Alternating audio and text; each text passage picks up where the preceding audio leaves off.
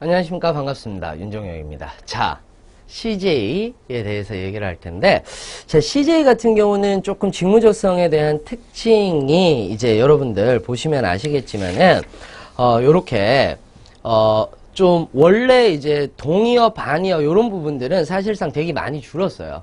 실제로도. 그러니까 전체 직무적성의 특징 자체가 동의어라든지 반의어라든지 이런 것들이 좀 줄고요. 그 다음에 독해 능력이 조금 더 많아지기 시작을 했다. 이런 것들을 이제 여러분들이 꼭 알고 계셔야 되는 거거든요. 그래서 독해 영역이라든지 추리 영역은 좀 늘어났고, 그 다음에 반의어라든지 동의어라든지 이런 부분은 좀 더 줄어들었다. 이런 것들 여러분들 알고 계셔야 되는 부분이 있는 거고요. 그 다음에 이제 좀 지문들이 약간 고급화되었다. 왜냐하면은 약간 전문적인 거죠. 여러분들이 이제 아시겠지만은 뭐 기업 같은 경우는요. 기업 같은 경우는 여러분들 보시면 아시겠지만은 그 기업이 가지고 있는 특성이 있어요. 그 특성이 있는데 그 특성에 따라서 조금씩 지문에 대한 채택하는 방식이 조금 다르다라는 거고요. 그 다음에 지원자들한테 뭐를 원하느냐라고 이렇게 우리가 봤을 때 지원자들한테 뭐를 원하겠습니까? 사실상 사회를 읽어낼 수 있는 힘, 눈 이런 것들이 필요한 거거든요. 그러다 보니까 이제 지문 같은 경우들도 그런 사회 이슈라든지 또는 전공에 대한 부분이라든지 좀 전문적인 영역이라든지 상식적인 영역이라든지 이런 부분에 있는 문제들이 굉장히 많이 나온다라는 점이에요. 이 점 여러분들 명심하시기 바랍니다. 아시겠죠? 자, 그러면서 우리는 CJ를 보도록 하겠습니다. CJ입니다. 직무적성 검사에서 언어 영역 문제 유형 보시면은요. 나왔는데 뭔가 이상해요. 우리 그전에서 풀었던 부분들하고 비슷한데 뭔가 이상해. 그러니까 이거는 끼워 맞추기 유형이다. 이렇게 보시면 되는 거거든요. 그래서 돈독하다와 대립 이렇게 구분을 하시는 것이 아니라 보기로 다 끼워 맞춰야 되는 거야. 그러니까 이거 시간 잡아먹는 문제인 거죠. 무슨 말인지 이해되십니까? 그러니까 빨리빨리 찾는 방법을 해야 되는데 자, 돈독하다. 유랑과 돈독하다는 기본적으로 됩니까? 되지 않습니까? 유랑은 돈독하다가 안 되죠. 그 다음에 협업이 돈독하다 됩니까? 안 됩니까? 이것도 안 되죠. 그 우애가 돈독하다 됩니까? 안 됩니까? 이건 되죠. 그러면 요 밑에 찾아보는 거야. 대립이 첨예하다. 돼요? 안 돼요? 그렇지. 되죠. 그러니까 이 뒤에 요 뜻 같은 경우는 함정이라고 보시면 돼요. 요 뒤에 뜻 같은 경우는 여러분들 함정이라고 보셔야 돼요. 무슨 말인지 아시겠죠? 그래서 여러분들 이런 것들 같은 경우는 이제 우애가 돈독하고 대립이 첨예하게 되어 있다. 이런 식으로 여러분들 문장 만드는 연습들도 해보시는 것이 좋습니다. 자, 넘어가 보겠습니다. 자, 뭐 이건 나머지 볼 필요 없죠? 볼 필요 없습니다. 여러분들 문제 푸는 거니까. 자, 그 다음에 경쾌하다 나왔습니다. 경쾌하다. 뭐가 경쾌할까요? 발걸음이 경쾌하다. 되죠? 됩니다. 패배가 옳차다라고 얘기를 했는데 패배는 옳찰 수가 없어요. 패배는 옳찰 수가 없어요. 그러니까 1번은 될 수가 없습니다. 흐물어지다, 경쾌하다.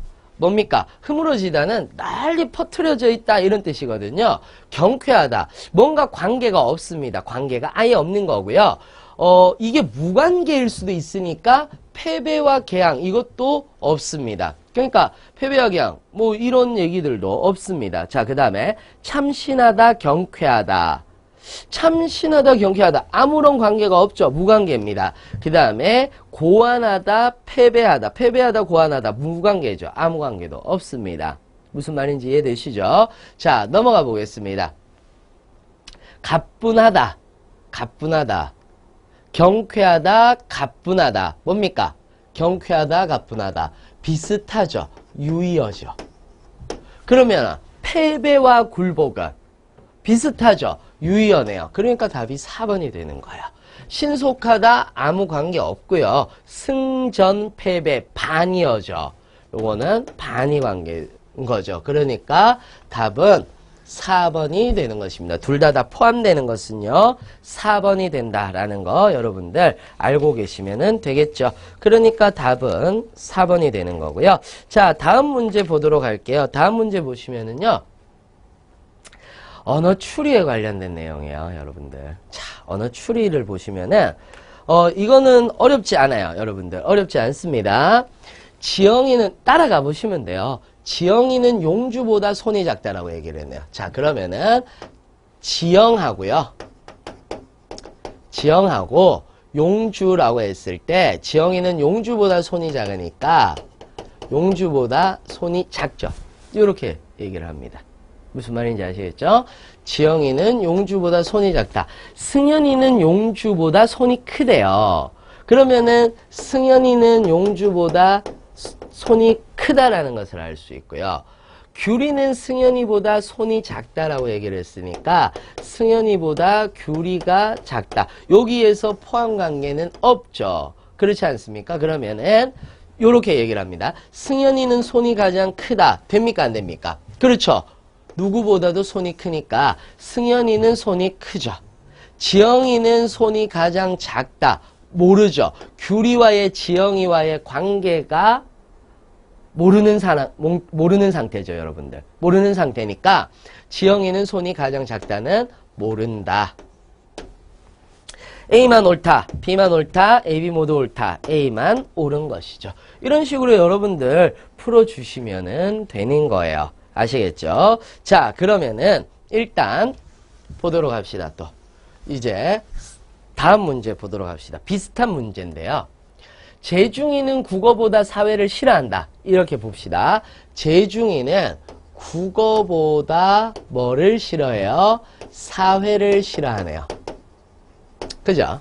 자, 재중이는 사회보다 수학을 싫어요. 마치 저 같은데요. 그 다음에 재중이는 사회보다 영어를 싫어한대요. 요렇게 얘기를 하네요. 자, 그러면은 요렇게 되는 거죠. 수학과 영어와의 관계는 없으니까 요런 식으로 이제 볼 수가 있다라는 거죠. 자, 그러면 봅시다. 재중이는 국어보다 영어를 싫어한대요.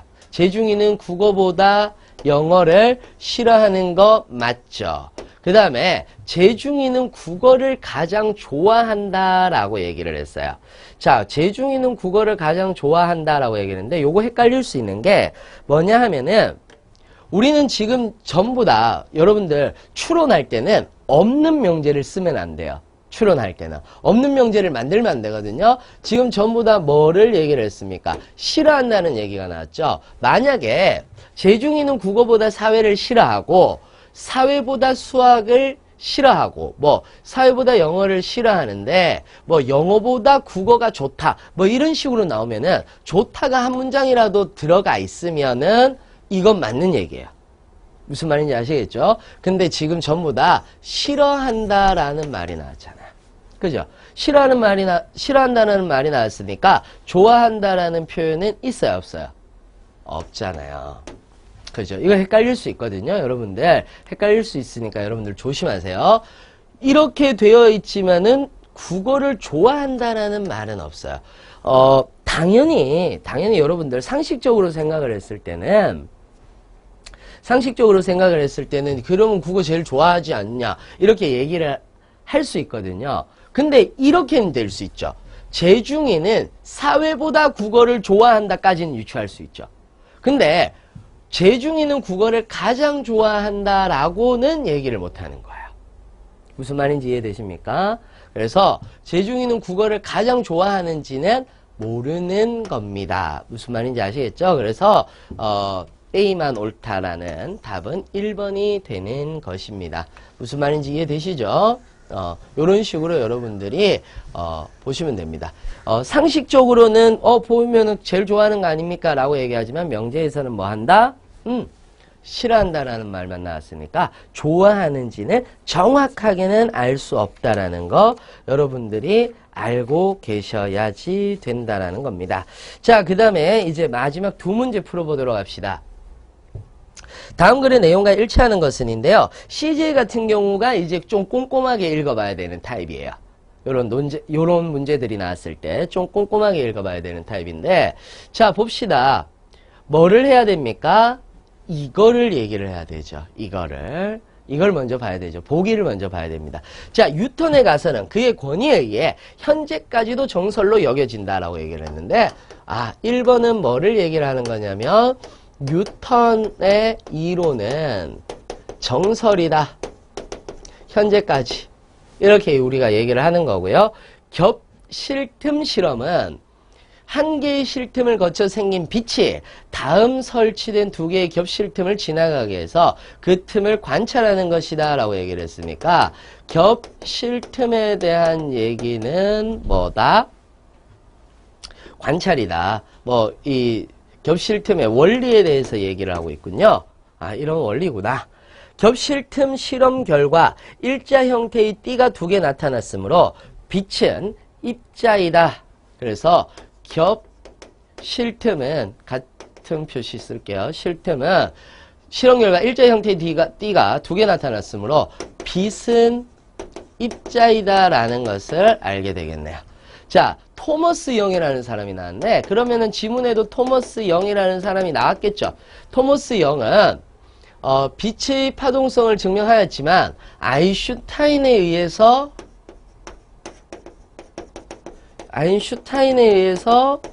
거짓으로 판명났다라는 얘기도 나왔네요. 아인슈타인의 광량자설은 뉴턴과 토머스 영의 가설을 모두 포함한다라고 되어 있어요.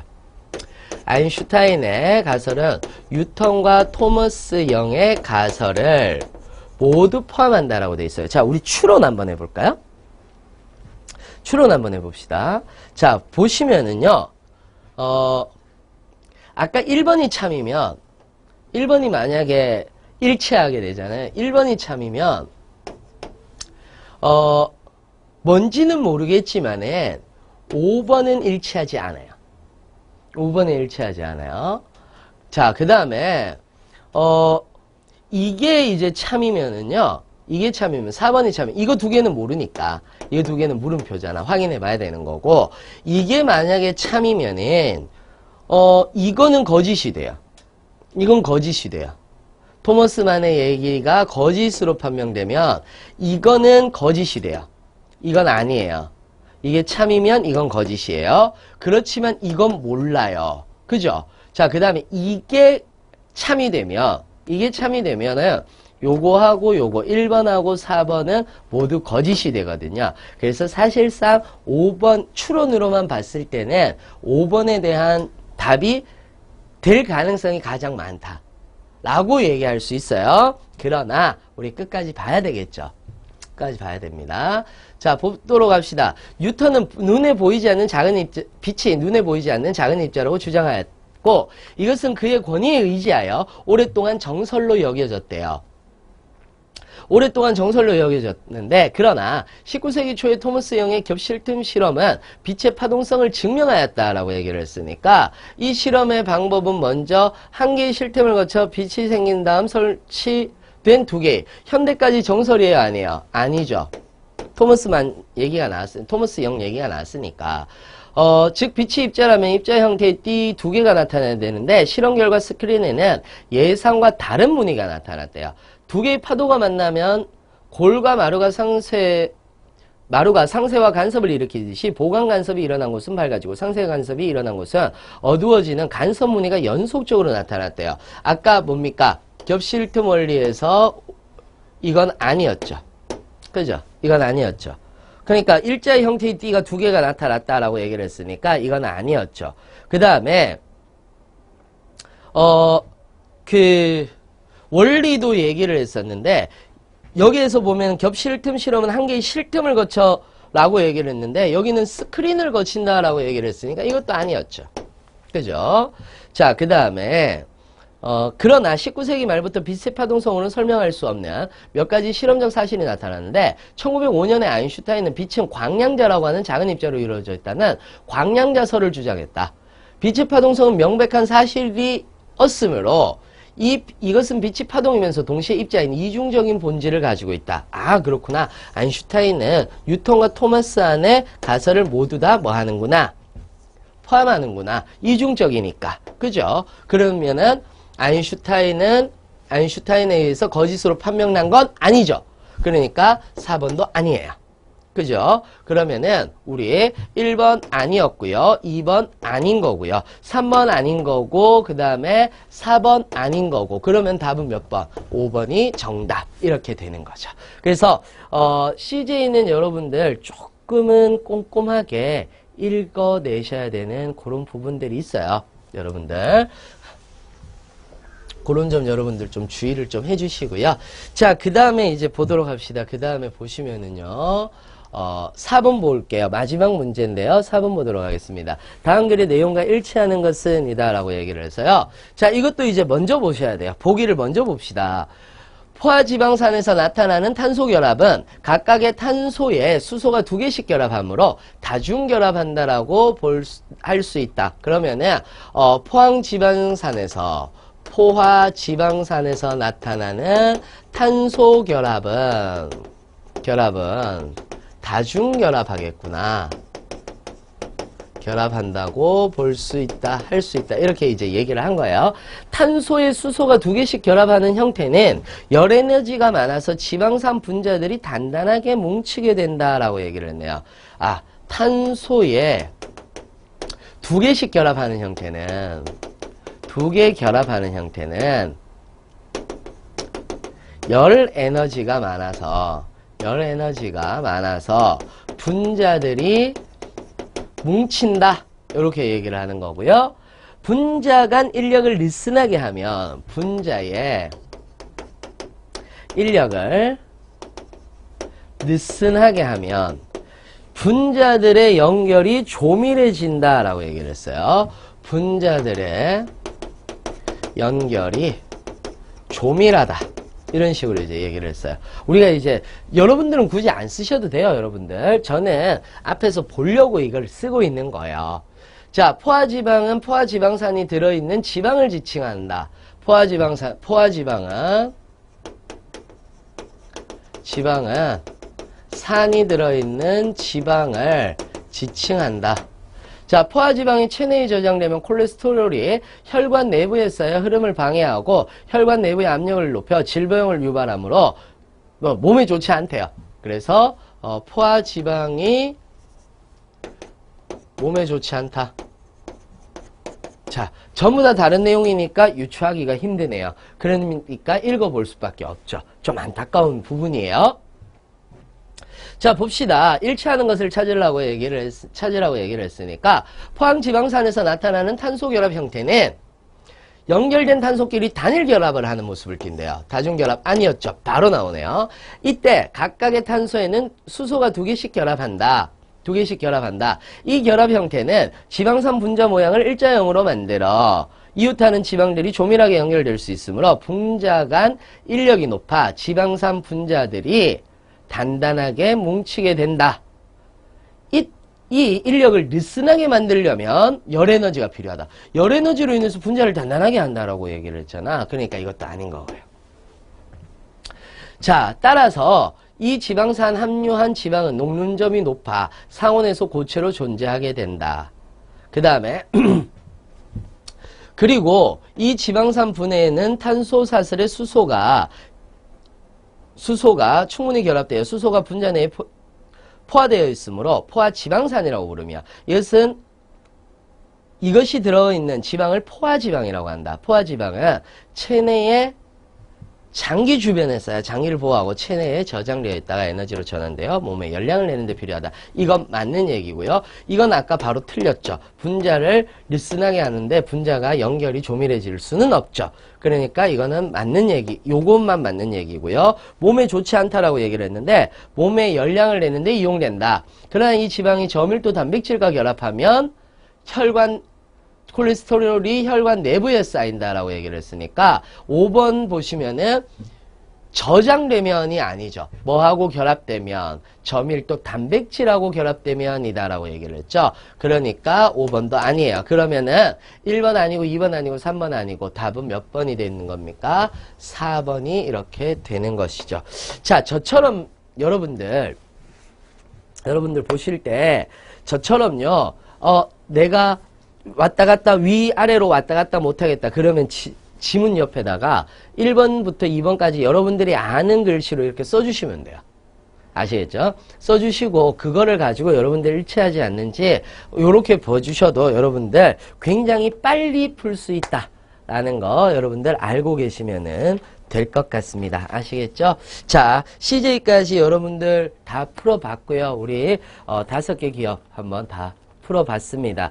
어떠셨습니까? 아마 하반기 때는 조금 바뀔 수 있을 것이라고 예상은 합니다. 삼성 같은 경우는 뭐 GSAT로 바뀌었고요. 바뀐다라고 이미 발표가 났고 그 발표를 통해서 이제 여러분들이 조금 더 업그레이드된 문제들을 보셔야 되는데 지금 여러분들하고 풀었던 문제는 사실상 뭐 많이 안 나오는 문제들도 있습니다. 많이 안 나오는 문제들도 있습니다만은 요런 유형이 나왔을 때 이렇게 푼다. 요런 것들까지도 여러분들 알고 계시면 좋을 것 같아서 여러분들한테 말씀을 드렸으니까요.